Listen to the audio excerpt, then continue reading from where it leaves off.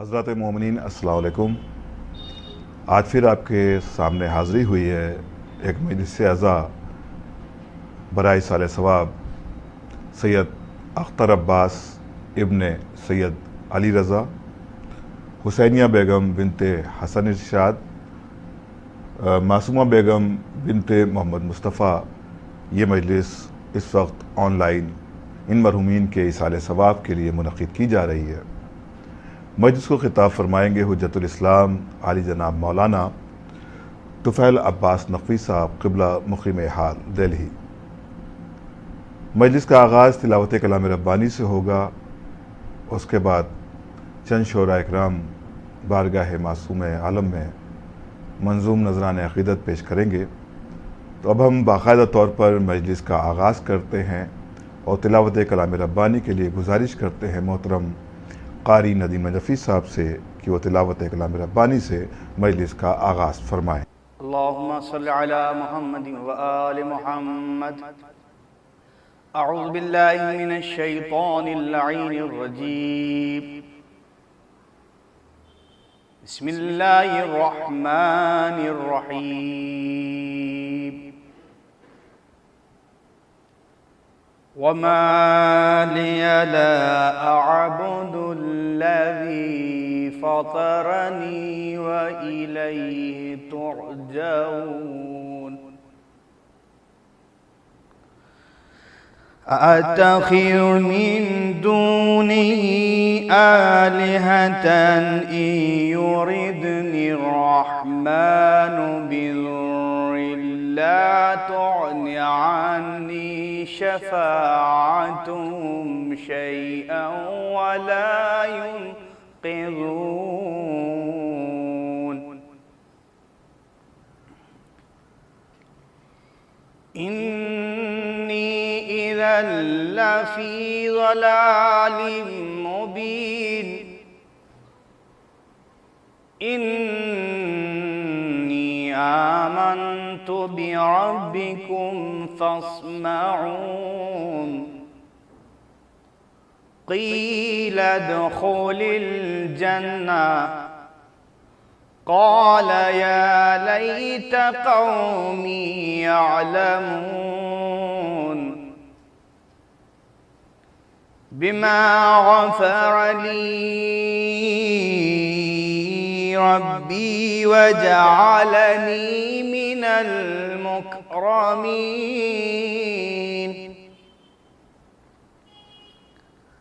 وما أنزلنا على قومه من بعده من جند من السماء وما كنا منزلين،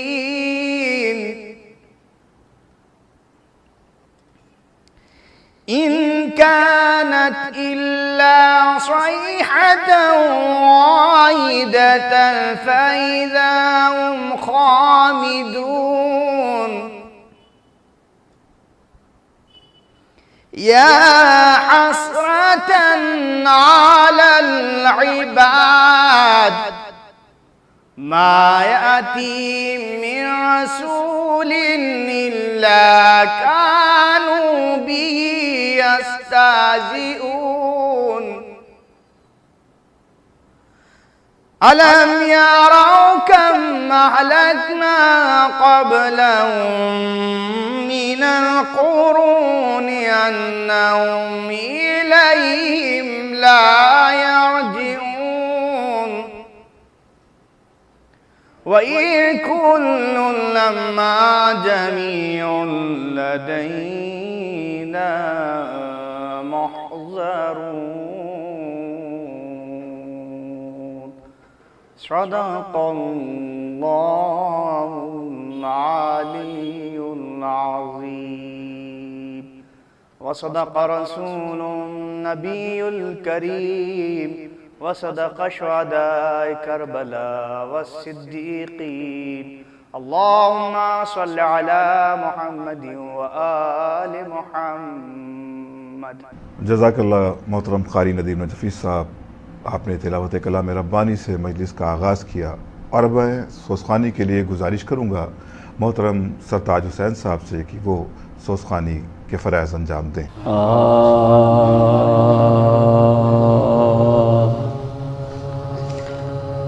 اس طرح طے منزل صبر و رضا زینب نے کی،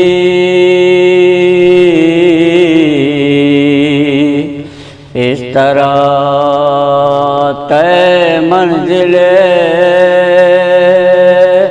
صبر و رضا زینب نے کی، بخشش امت کی ہے ایک دعا زینب نے کی،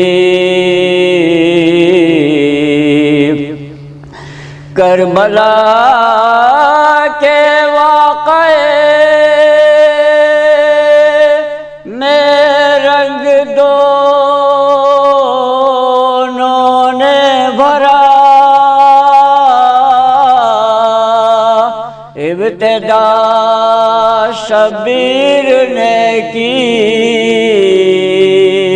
انتہا زینب نے کی، اس طرح طے منزل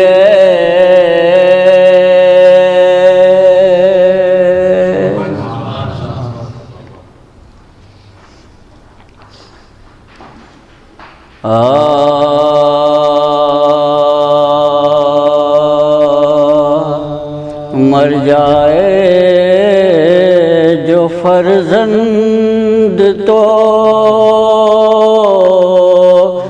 کیا چارہ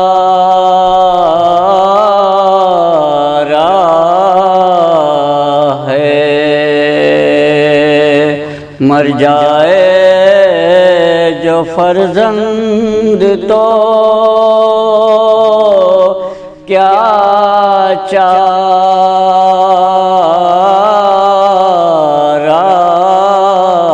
ہے، ہاں صبر علاج دل صد پارہ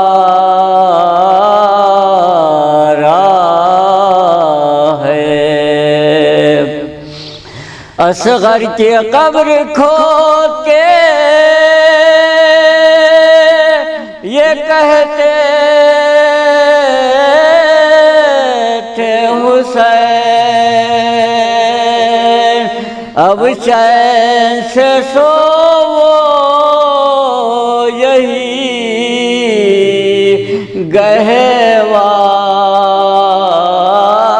گہوارہ ہے، مر جائے جو فرزند تو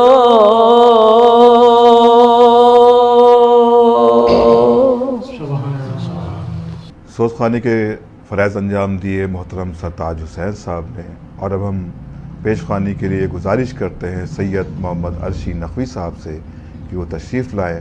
عرشی نقوی صاحب کے بعد مولانا موصوف آپ کے روبرو ہوں گے۔ حضرات عرشی نقوی صاحب کا آپ استقبال نعرہ درود سے فرمائیں۔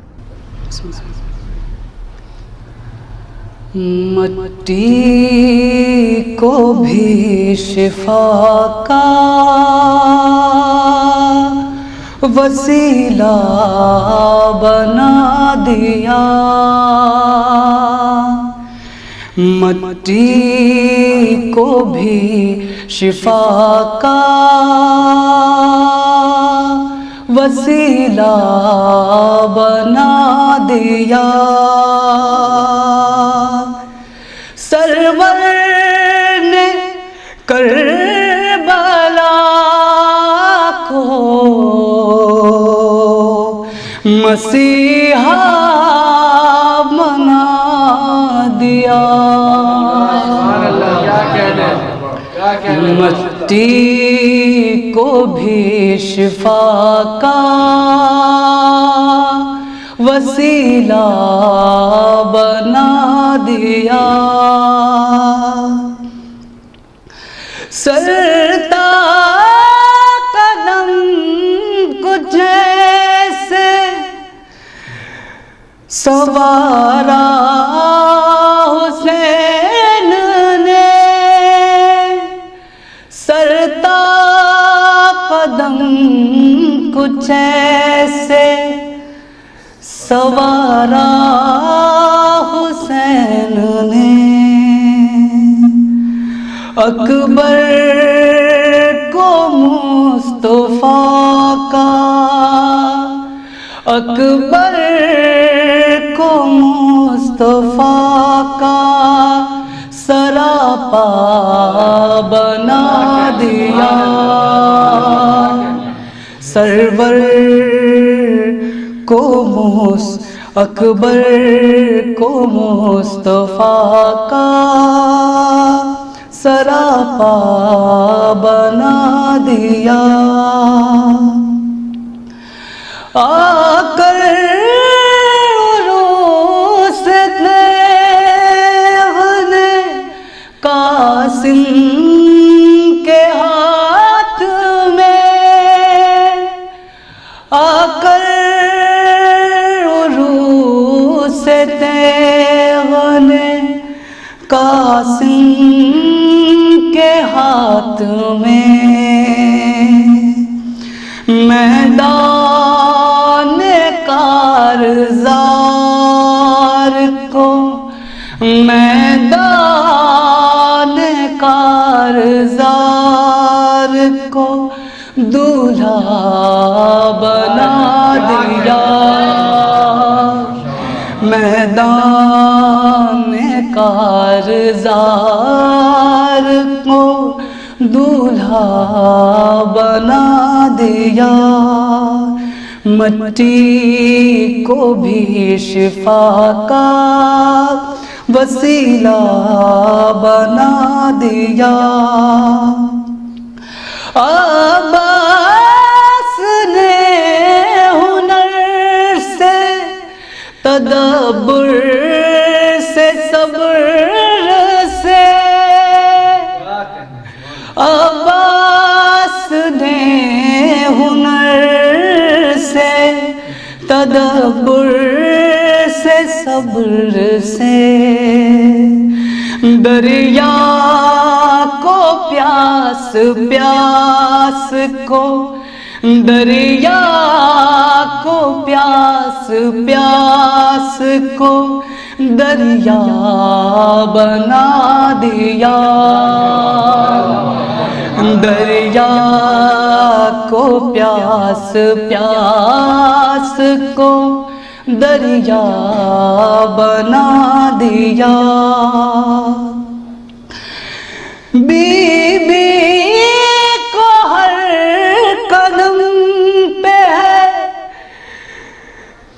عزت کا اپنے پاس، بی بی کو ہر قدم پہ ہے عزت کا اپنے پاس، چادر نہیں تو بالوں سے، چادر نہیں تو بالوں سے پردہ بنا دیا،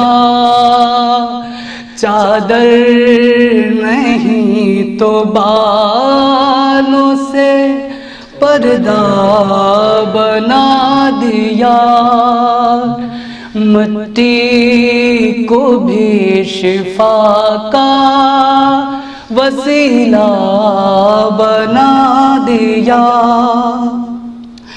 شاہد ہمیں خدا نے عزائے حسین پر، شاہد ہمیں خدا نے عزائے حسین پر، انسان انسانیت کی آنکھ کا، انسانیت کی آنکھ کا تارا بنا دیا، انسانیت کی آنکھ کا تارا بنا دیا، مٹی کو بھی شفا کا وسیلہ بنا دیا۔ جزاک اللہ سید محمد ارشد نقوی صاحب، آپ نے بہترین کلام پیش کیا، اور اب میں گزارش کرتا ہوں خطیب مجلس مولانا طفیل عباس نقوی صاحب سے کہ وہ مجلس کو خطاب فرمائیں۔ اعوذ باللہ السمیع العلیم من الشیطان الرجیم، بسم اللہ الرحمن الرحیم، الحمد للہ رب العالمین، والعاقبۃ للمتقین، والجنۃ للموحدین، والنار للمعاندین، الصلاۃ والسلام علی اشرف الانبیاء والمرسلین، سیدنا و نبینا و شفیع ذنوبنا بالقاسم محمد وآلہ الطیبین الطاہرین المعصومین، سیما بقیت اللہ المنتظر امام الزماننا عجل اللہ تعالی فرجہ الشریف،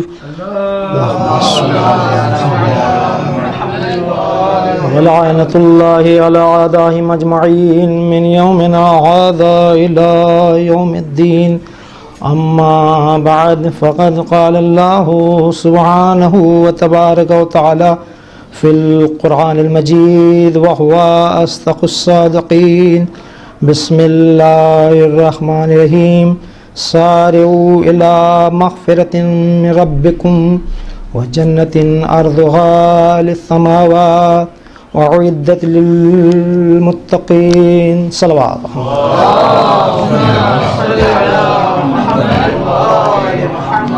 معزز سامعین، آپ لوگوں کے خدمت میں کچھ معروضات پیش کروں اس سے پہلے ایک مرتبہ سورہ الحمد، 3 مرتبہ سورہ اخلاص پڑھ کر کے سید اختر عباس ابن سید علی رضا حسینی بیگم بنت حسن ارشاد، معصومہ بیگم بنت محمد مصطفیٰ کو ایصال فرمائیں۔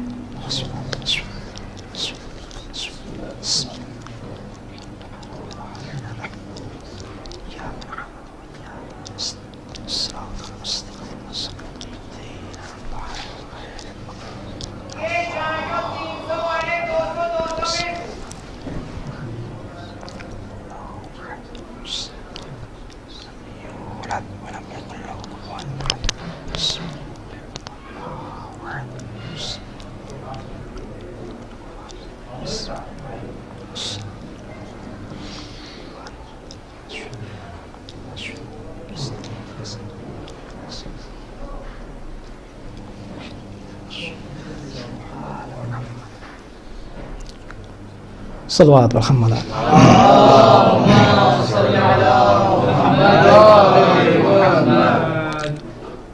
ارشاد پروردگار عالم ہے، سارعوا الی مغفرۃ من ربکم، سرعت اختیار کرو، جلدی اختیار کرو، کس کی طرف؟ مغفرت کے طلب کرنے میں۔ عزیزو، پروردگار عالم نے انسان کو 2 کاموں کے لیے جلدی کا حکم دیا ہے۔ ویسے تو جلد بازی کے لیے منع کیا ہے، روکا گیا ہے کہ جلد بازی مت کیے، اس لیے کہ یہ عربی میں ایک محاورہ بھی ہے، العجلۃ من الشیطان، عجلت جلد بازی یہ شیطان کے کاموں میں سے ہے۔ ہر ایک کام کے لیے روکا گیا ہے کہ جلد بازی سے کام نہ لیجیے، اس میں غور کریے، فکر کریے، تدبر کریے۔ لیکن پروردگار عالم نے دو چیزوں کے حصول کے لیے، طلب کرنے کے لیے حکم دیا ہے، اس میں جلدی اختیار کریے اور جلدی سے اس کو طلب کریے۔ پہلے یہ ہے کہ مغفرت کے طلب کرنے میں، اس کے بارگاہ میں معافی مانگنے میں جلدی اختیار کرو، اس لیے کہ زندگی کے اوپر کوئی بھروسہ نہیں ہے کب ہم موت کے آغوش میں پہنچ جائیں۔ اس لیے یہ کوئی گارنٹی نہیں ہے کہ بچے کو جوان ہونا ہے اور جوان کو بوڑھا ہونا ہے اور بوڑھے کو 150 سال 100 سال کی زندگی گزارنی ہے، یہ اس میں کوئی گارنٹی نہیں ہے۔ اگر یہ ایسا ہوتا تو ہم ڈیلے کر جاتے، لیکن ایسا نہیں ہے، بلکہ موت بچوں کو بھی آتی ہے، جوانوں کو بھی آتی ہے اور بزرگوں کو بھی آتی ہے۔ لہذا ہم اپنی دوسری سانس کا بھی ہم یقین نہیں رکھتے ہیں تو ہم کس بات اپنی زندگی کا ہم کیا بھروسہ رکھیں؟ لہذا اسی لیے پروردگار عالم متوجہ کر رہا ہے کہ سارعوا الی مغفرت من ربکم، اے انسانوں تم جلدی اختیار کرو، سرعت اختیار کرو مغفرت میں۔ عزیزو دیکھیے عالم دین تشریف فرما ہیں، یہ ہماری بات کی تائید کریں گے۔ مغفرت کہتے کسے ہیں؟ مغفرت کہتے ہیں ڈھانپنے کو۔ توجہ زن گرامی، ڈھانپنے کو مغفرت کہتے ہیں۔ اب اگر بندہ وہ خدا کی بارگاہ میں توبہ کرتا ہے، مغفرت کرتا ہے، استغفار کرتا ہے، تو خداوند عالم صرف معاف نہیں کرتا ہے بلکہ اپنی رحمتوں میں اس کو ڈھانپ لیتا ہے۔ صلوات محمد آل محمد۔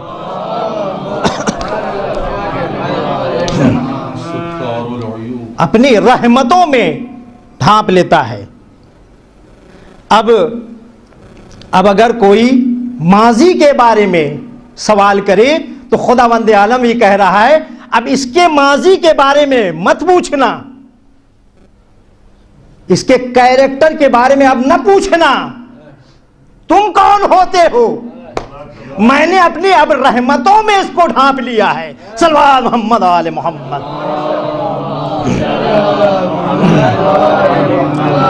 اسی لیے غیبت کو حرام قرار دیا ہے، غیبت گناہ ہے، کبیرہ ہے، اسی وجہ ہے، یہی فلسفہ ہے کہ کسی کی غیبت مت کریے۔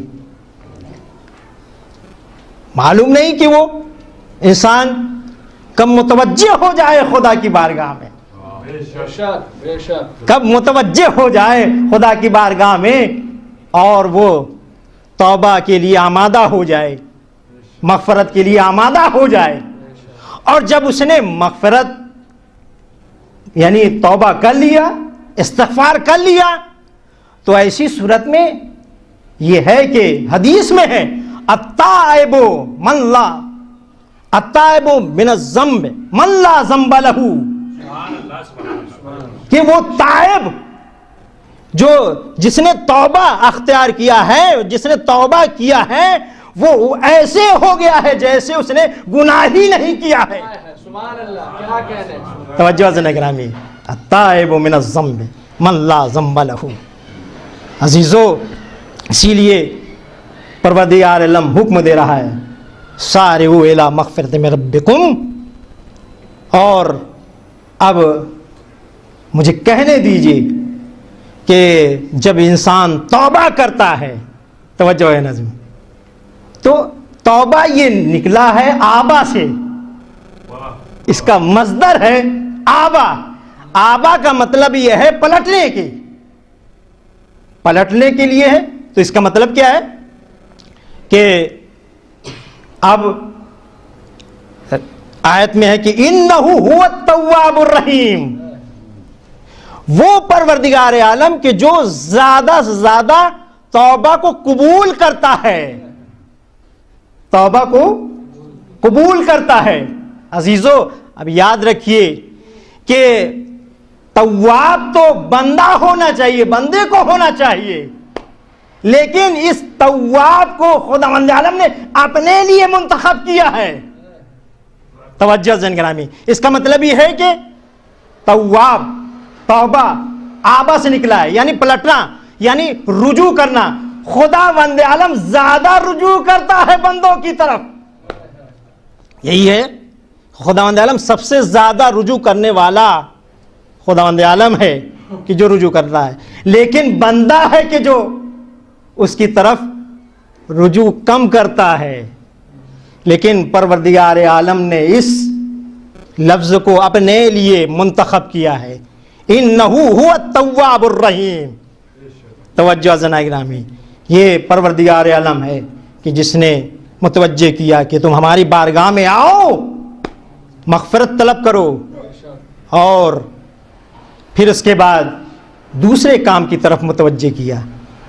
وہ یہ ہے کہ سارعوا الی مغفرۃ من ربکم وجنۃ، اور جنت کے حصول میں جلدی اختیار کرو. ایک مغفرت کے طلب میں اور ایک جنت کے حصول میں جلدی اختیار کرو. عزیزو یاد رکھیے کہ جنت بنائی کس کے لیے ہے؟ توجہ سے، جنت بنائی کس کے لیے ہے؟ پروردگار عالم ارشاد فرما رہا ہے اعدت للمتقین، یہ ہم نے متقین کے لیے بنائی ہے. جنت ہم نے متقین کے لیے بنائی ہے. دوسرے مقام پر ارشاد ربانی ہے کہ ازلفت للمتقین، ہم نے جنت کو سواری ہے متقین کے لیے.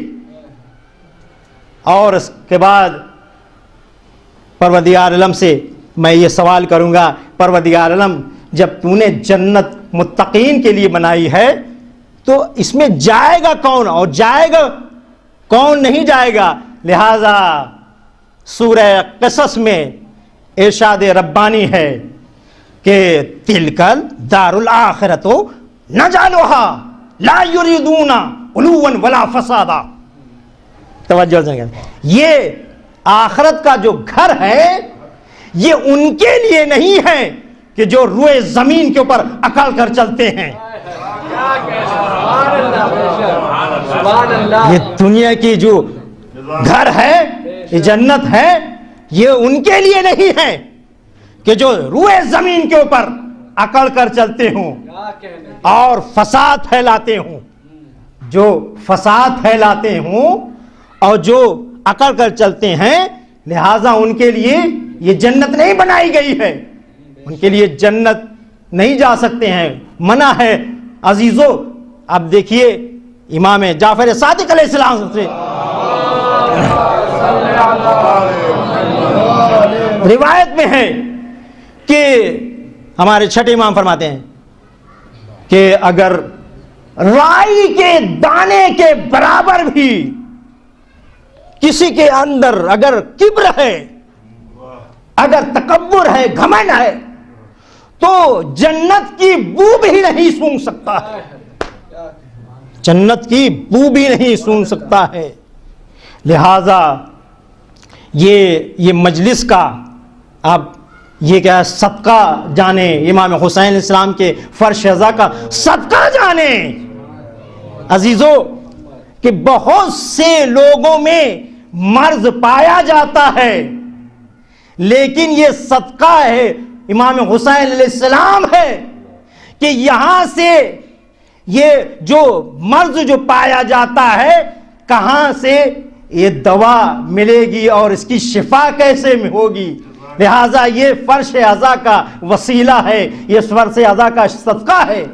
توجہ حضرات گرامی, ہم کو اسی فرش عزا سے حبیب مظاہر تیار کرنا ہے, اسی فرش عزا سے حبیب مظاہر تیار کرنا ہے, حور بن ریاحی تیار کرنا ہے. لہٰذا یہ فرش عزا ہے. عزیزو, اب تاریخ میں ملتا ہے کہ جب یہ جنت تیار ہو گئی تو اب میں سوال کروں گا, پروردگار عالم یہ جنت میں کون نہیں جا سکتا؟ متکبر کون ہے؟ گھمنڈی کون ہے؟ سورہ بقرہ میں ارشاد قدرت ہو رہا ہے, وَمِنَ النَّاسِ مَن يُعْجِبُكَ وَمِنَ النَّاسِ مَن يُعْجِبُكَ وَيَشْهَدُ اللَّهُ عَلَى مَا فِي قَلْبِهِ. وہ اے رسول تمہارے بزم میں ایسے بھی لوگ ہیں جو چکنی چپڑی باتیں کرتے ہیں, وہ پست بھی ہیں اور جھگڑالو بھی ہیں. توجہ حضرات گرامی, یہ دیکھیے آیت کے تفسیر کے سپورٹ میں پڑھ رہا ہوں. وَمِنَ النَّاسِ مَن يُعْجِبُكَ قَوْلُهُ فِي الْحَيَاةِ الدُّنْيَا وَيَشْهَدُ عَلَى مَا فِي قَلْبِهِ. اے حبیب تمہارے بزم میں بہت سے ایسے ہیں کہ جو چکنی چپڑی باتیں کرتے ہیں اور وہ پست بھی ہیں, جھگڑالو بھی ہیں.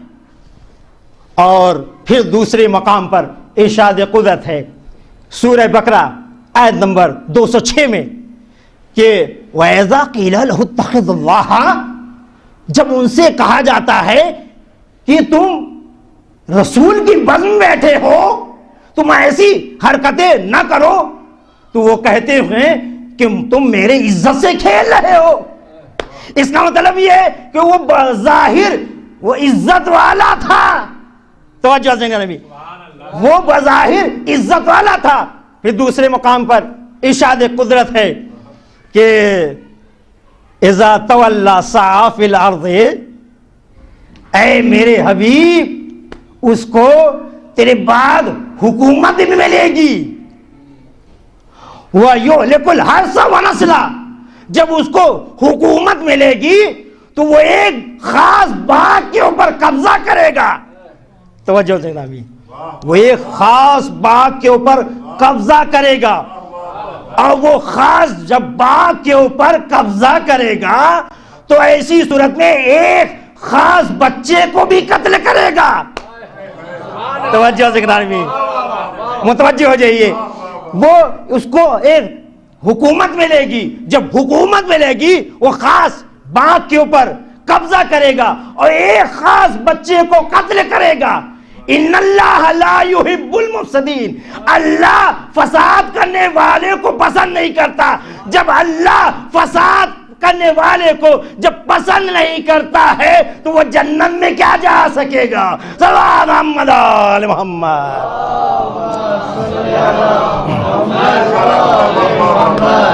عزیزو, یہ ہے پروردگار عالم. پھر ایک مقام پر ارشاد فرما رہا ہے کہ دیکھو یہ جنت تو ملے گی, کس کو ملے گی؟ تلک الجنت التی نورث من عبادنا تقیہ. دیکھیے یہ جنت تو ملے گی, لیکن جنت ملے گی یہ متقین کو ملے گی وراثت میں. توجہ سے نامی, متقین کو ملے گی وراثت میں. تو اب اگر منکر وراثت ہے کوئی, صلی اللہ محمد آل محمد,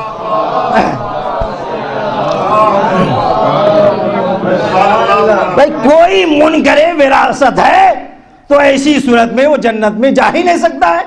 اس لیے کہ خداوند عالم نے صاف واضح میں اعلان کر دیا تلک الجنت التی نورث من عبادنا من کان تقیہ. عزیزو یہ جنت ملے گی لیکن متقین کو ملے گی وراثت میں ملے گی. تو اب عزیزو مجھے کہنے دیجئے کہ جب شہزادی دربار میں گئی تھی تو باغ کے مسئلے میں نہیں گئی تھی, مسائل پہ نہیں آیا, بلکہ بڑا مسئلہ حل کرنے گئی تھی. توجہ دینا, شہزادی بہت بڑا مسئلہ حل کرنے گئی تھی یہ جو تخت کے پہ بیٹھا ہوا ہے آیا یہ وراثت کے قائل ہے یا نہیں؟ توجہ سے نکرامی، یہ وراثت کا قائل ہے یا نہیں؟ منکر وراثت ہے، لہذا شہزادی دربار میں گئی اور اس کے بعد مطالبہ کیا، تو اس کے بعد وہ جواب دیتا ہے کہ نانو معاشر الانبیاء لا نرث ولا نورث، کہ انبیاء کوئی نہ ترکہ چھوڑتے ہیں اور نہ وارث بناتے ہیں نہ بنتے ہیں۔ یہ کیا ہے؟ اس نے حدیث پڑھی، توجہ سے نکرامی، عظمت سیدہ پر ہمارا لاکھوں سلام ہو، جناب سیدہ نے ایک حدیث نہیں پڑھی بلکہ آیت پڑھی اولو الارحام بعضهم اولی ببعض۔ کیا تم نے یہ آیت نہیں پڑھی؟ توجہ نگرامی، پھر اس نے تخت پر بیٹھنے والے نے حدیث کا سہارا لیا، حدیث پڑھی، پھر اس کے بعد شہزادی نے آیت پڑھی اورثنا بنی اسرائیل الکتاب۔ کیا تم نے یہ آیت نہیں پڑھی؟ پھر اس کے بعد تخت پر بیٹھنے والے نے حدیث پڑھی، پھر شہزادی نے آیت پڑھی ورثہ سلیمان داؤد۔ کیا تم نے یہ آیت نہیں پڑھی؟ عزیزو، تخت پر بیٹھنے والے نے پھر حدیث پڑھی، توجہ سے، شہزادی نے پھر آیت پڑھی۔ کیا تم نے یہ نہیں پڑھی اوصیکم اولادکم بحظ الانثیین؟ تم نے یہ آیت نہیں پڑھی؟ عزیزو، یہ تخت پر بیٹھنے والے نے ایک آیت نہیں پڑھی، شہزادی نے ایک حدیث نہیں پڑھی، توجہ سے نرمی، ایک حدیث نہیں پڑھی۔ شہزادی نے حدیث نہ پڑھ کر کے یہ استدلال پیش کیا کہ جب کل میرا بابا قلم و دعوات مانگ رہا تھا اور یہ کہہ رہا تھا کہ میں ایک حدیث لکھ دوں تو تم نے یہ کہہ کے ٹال دیا تھا، میرے لیے کتاب کافی ہے۔ اب آج اسی کی بیٹی دربار میں یہ ثابت کرنے کے لیے گئی ہے تمہارا ایمان نہ کتاب پر ہے نہ حدیث پر ہے۔ صلوات محمد آل محمد۔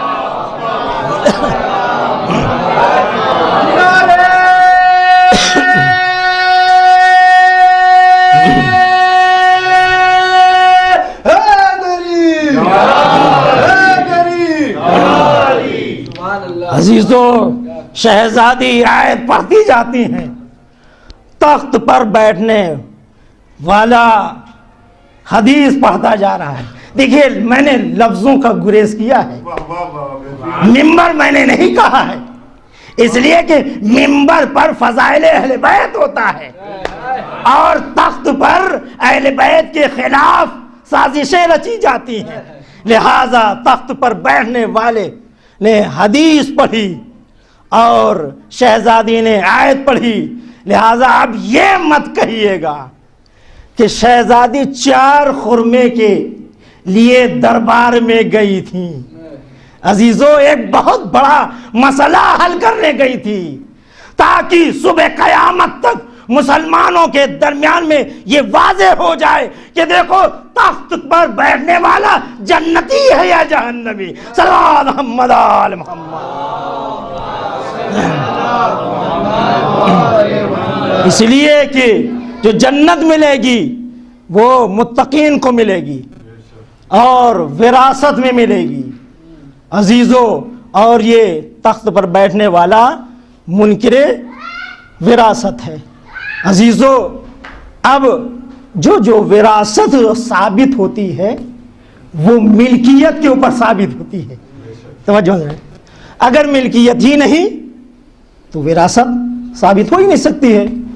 اگر میرے والد صاحب کوئی پراپرٹی چھوڑ کے گئے ہی نہیں تو ہم یہ دعویٰ نہیں کر سکتے ہیں وراثت کے لیے کہ فلاں میراث چھوڑ کے گئے۔ عزیزو، اس کے لیے ضروری ہے کہ ملکیت ہو، لہذا اب ثابت یہ کیسے ہم کریں کہ وارث کون ہے اور مالک کون ہے؟ توجہ جنگلامی، وارث کون ہے، مالک کون ہے؟ ہمارے ذہن میں یہ تصور پیدا ہو سکتا ہے کہ انبیاء وارث ہوں، مالک ہوں، توجہ ذہن گرامی، مالک انبیاء ہوں، لیکن خدا کے واسطے انبیاء بھی مالک نہیں ہو سکے۔ اس کی دلیل قرآن سے میں دوں گا کہ انبیاء بھی مالک نہیں ہو سکے، جنت کے مالک انبیاء بھی نہیں ہو سکے۔ آئیے ابراہیم کی دعا کی تلاوت کرتے ہیں۔ حضرت ابراہیم دعا کر رہے ہیں، رب حبلی حکمن والحقنی بالصالحین، اے میرے معبود، اے میرے پروردگار، مجھے حکم عطا کر، والحقنی بالصالحین، اور مجھے صالحین میں سے قرار دے۔ تو رب حبلی حکمن والحقنی بالصالحین وجعلنی من ورثۃ الجنۃ النعیم۔ اور اس کے بعد حضرت ابراہیم دعا کر رہے ہیں کہ پروردگار عالم مجھے جنت کے وارثوں میں سے قرار دے۔ حضرت ابراہیم دعا کریں وجعلنی من ورثۃ جنۃ النعیم، پروردگار مجھے جنت کے وارثوں میں سے قرار دے۔ اس کا مطلب یہ ہے نگاہ ابراہیم میں بہت سے جو کچھ ہستیاں تھیں کہ جو وارث تھے، مالک تھے، اور حضرت ابراہیم ان مالک اور ان وارث میں سے ایک وارث بننا چاہ رہے تھے۔ وجعلنی من ورثۃ جنۃ النعیم، اے معبود مجھے جنت کے وارثوں میں سے قرار دے۔ تو اب جب ابراہیم شیخ الانبیاء، توجہ سے نامی، شیخ الانبیاء جو ہمارے نبی کے علاوہ سارے انبیاء سے افضل حضرت ابراہیم، وہ جنت کے مالک نہ بن سکے، تو اب ایسی صورت میں حضرت ابراہیم سے کمتر نبی مالک کیوں کر بن جائیں گے؟ لہذا اسی لیے تاریخ میں ہے اور قرآن میں بھی اس کو کوٹ کیا ہے کہ جب جنت سے حضرت آدم زمین کے اوپر بھیجے گئے تو پروردگار عالم نے کہا جنت کے لباس کو اتار دو، یہیں پر جنت کے لباس کو اتار دو۔ جناب آدم سے پروردگار عالم نے جنت کے لباس کو اتروا لیا۔ اس کا مطلب یہ ہے کہ پہلے نبی آدم مالک نہ ہوئے جنت کے، تو اب آپ دیکھیں کہ اب روئے زمین کے اوپر کوئی مالک ہے؟ تو عزیزو پنجت الپاک کی ہستیوں میں سے ہمیں نظر آیا کہ جب مدینے میں عید کا جب عید ہے اور ایسی صورت میں زہرا نے کہا تھا کہ تمہارے کپڑے درزی کے یہاں ہیں، تو عزیزو ایک جملہ نکلا تھا شہزادی کے زبان سے، وہ پروردگار عالم نے لباس جنت کو رضوان جنت کے ذریعے سے بھجوایا۔ اس کا مطلب یہ ہے کہ جو مالک جنت ہوتا ہے مدینے سے بیٹھ کر کے رضوان جنت سے جنت کا لباس منگوا لیتا ہے۔ صلی اللہ محمد آل محمد۔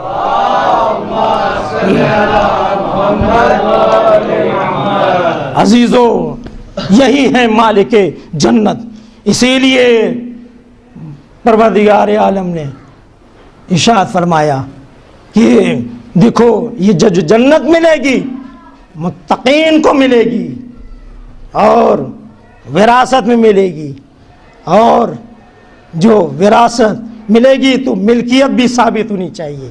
اسی لیے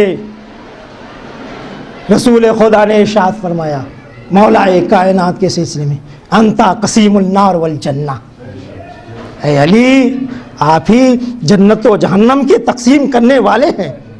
عزیزو اس کا مطلب یہ ہے ان کی ملکیت ثابت ہے، یہ جنت کے اوپر بھی اختیار رکھتے ہیں، جہنم کے اوپر بھی اختیار رکھتے ہیں۔ بس عزیزو جو مالکان جنت ہیں انہی کو امت والوں نے رلایا ہے، ستایا ہے، مصائب کے پہاڑ توڑے ہیں۔ عزیزو رسول کے بعد شہزادی کا یہ مرثیہ پڑھنا سبت علیہ من مصائب لو انہا اے بابا جان، آپ کے دنیا سے گزرنے کے بعد ہمارے پر مصائب کے پہاڑ توڑ دیے گئے۔ عزادارو، ہاں عزادارو، آپ کی خدمت میں عرض کر دوں کہ آج مصائب اس کی پڑھنی ہے جس کی شہزادی خود خواہش کرتی تھی، اس لیے کہ کربلا معلیٰ میں ایک ذاکر ہیں کہ جو مصائب کربلا پڑھتے ہیں، اور ایک روز شہزادی خواب میں آتی ہیں، اے ذاکر میرے لال کا مصائب نہیں پڑتا ہے، میرے بیٹے کا مصائب نہیں پڑتا ہے۔ ذاکر نے جناب شہزادی کے سامنے ہاتھ جوڑ دیے، اے بی بی آپ کے لال کا مصائب میں پڑھتا ہوں۔ کون سے لال؟ میں آپ کے بیٹے حسین کا مصائب پڑھتا ہوں۔ ہاں زادارو، کہا کہ وہ تو فرزند رسول ہیں، میرے لال کا مصائب نہیں پڑھتے ہو۔ ہاں زادارو، تاریخ ملتا ہے کہ شہزادی نے کہا عباس کا تم مصائب نہیں پڑھتے ہو۔ ہاں زادارو، حضرت ابو الفضل عباس، حضرت ابو الفضل عباس کے اوپر اتنے مصائب ہیں، اتنے مصائب ہیں، ہاں زادارو سن کے ہمارا جگر پاش ہو جاتا ہے، ٹکڑے ٹکڑے ہو جاتے ہیں۔ ہاں زادارو، ہم ذاکروں سے سنتے ہیں، ہم راویوں سے سنتے ہیں، ہم محدثوں سے سنتے ہیں، تب ہمارا یہ حال ہوتا ہے، لیکن جس کے اوپر خود مصائب پڑے ہوں اگر وہ بیان کرے، ہاں زادارو روایتوں میں ملتا ہے کہ ایک ذاکر کے خواب میں حضرت ابو الفضل عباس آتے ہیں اور عرض کرتے ہیں کہ تم ہمارے مصائب نہیں پڑھتے ہو۔ ہاں زادارو، تاریخ ملتا ہے کہ ذاکر نے اپنے سر کو قدم حضرت ابو الفضل عباس پہ رکھ دیا، مولا آپ کا ہم مصائب بغیر پڑھے ہوئے مجلس کو ختم نہیں کرتے ہیں۔ ہاں زادارو، کہا کہ وہ مصائب نہیں پڑھتے ہو جو ہمارے اوپر بیتی ہے، وہ ہمارے اوپر گزر گئے ہیں۔ ہاں زادارو، کہا آپ کے اوپر کون سے مصائب گزر گئے؟ ہاں زادارو، اب آقا کا جملہ ہے، حضرت عباس کا جملہ ہے کہ اے ذاکر، جب میرے دونوں شانے قلم ہو چکے تھے، ہاں زادارو، اور ایک تیر آنکھ میں پیوست ہو گئی تھی، ہاں زادارو، مولا کہتے ہیں اے ذاکر یہ بتاؤ کہ اگر آنکھ میں کسی کے خاک کا ذرہ اگر چلا جاتا ہے اس کی کیا کیفیت ہوتی ہے، اس کا کیا عالم ہوتا ہے، یہ بتاؤ۔ ایسے عالم میں ایک آنکھ میں خون، دوسرے آنکھ میں وہ تیر پیوست ہے، اب تمہارا آقا کیا کرے، کیسے نکالے؟ ہاتھ تو نہیں تھے۔ ہاں زادارو، حضرت عباس کہتے ہیں ایک ہی طریقہ تھا کہ میں اپنے سر کو نیچے کرتا اور اپنے زانوں کو بلند کرتا اور تیر کے سرے کو زانوں سے دباتا۔ ہاں زادارو، حضرت ابو الفضل عباس عرض کرتے ہیں اے ذاکر، اسی ارادے سے میں نے سر کو نیچے کیا، زانوں کو بلند کیا، اسی اثنا میں ایک گرد گرا سر کے اوپر پڑا۔ ارے تمہارا آقا زمین کربلا پر آیا اور سلام کیا، اے آقا آخری سلام قبول کریے۔ ہاں زادارو، روایتوں میں ملتا ہے جیسے ہی حسین کے کانوں میں عباس کی آواز گئی، اپنے کمر پکڑ لیے، الان ان کا طرفداری۔ اے عباس، اب علی اکبر کے مرنے سے آنکھوں کی بینائی چلی گئی، تمہارے مرنے سے کمر ٹوٹ گئی۔ ہاں زادارو، روایتوں میں ملتا ہے کہ حضرت ابو الفضل عباس کے سرحانے مولا حسین پہنچے اور مولا حسین نے زخمی سر کو زرے عباس کو رکھنا چاہا، عباس نے زمین کربلا پر رکھا۔ اسی طریقے سے 3 مرتبہ عباس کے زخمی سر کو رکھنا چاہا، عباس نے زخمی سر کو زمین کربلا پر رکھا۔ ہاں زادارو، عباس سے حسین نے کہا ایک جملہ، اے عباس، اے بھیا، کیا تمہیں گوارا نہیں کہ تم اپنے زخمی سر کو ہمارے زانوں پر رکھو؟ کہا کہ مولا، میں نے سنا ہے کہ جب رسول خدا دنیا سے جا رہے تھے تو مولا کائنات تھے، مولا کائنات جب دنیا سے رخصت ہو رہے تھے، مولا امام حسن تھے، مولا حسن جب دنیا سے جا رہے تھے تو آپ تھے، لیکن آپ کے بعد کون رہے گا؟ آپ کا بھی زخمی سر کس کے زانوں پر ہوگا؟ ارے پہلو سے آواز آئی، اے عباس گھبراؤ نہیں، ماں فاطمہ زہرا کے زانوں پر حسین کا سر ہوگا۔ سيعلم الذين ظلموا الذين ينقلبون اللهم اغفر للمؤمنين والمسلمين والمسلمات الأحياء منهم والأموات تابع بينهم بالخيرات إنك مجيب الدعوات إنك على جزاک اللہ محترم طفیل عباس صاحب، آپ نے بہترین بیان سامعین کے درمیان پیش کیا۔ یقیناً یہ ذکر محمد وآل محمد، یہ تلاوت کلام ربانی، یہ مرحومین کے ایصال ثواب کے لیے بہترین سبب بنے گا۔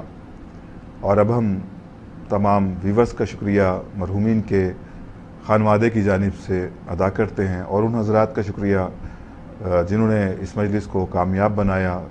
میری مراد ہے تلاوت کرنے والے جناب قاری ندیم حفیظ صاحب کا شکریہ ادا کیا جاتا ہے، اہل خانہ کی جانب سے جناب سرتاج حسین صاحب کا شکریہ ادا کیا جاتا ہے، جناب عرشی نقوی صاحب کا شکریہ ادا کیا جاتا ہے، اور بالخصوص مولانا طفیل عباس نقوی صاحب کا شکریہ ادا کیا جاتا ہے۔ اور ویور صاحب کا ایک بار پھر ٹیم گراف ایجنسی کی جانب سے شکریہ ادا کیا جاتا ہے کہ آپ نے اپنا قیمتی وقت ہمارے چینل پہ دیا، اور آپ سے گزارش ہے کہ مرحومین کے لیے دعائے مغفرت ضرور فرما دیں۔ خدا حافظ والسلام۔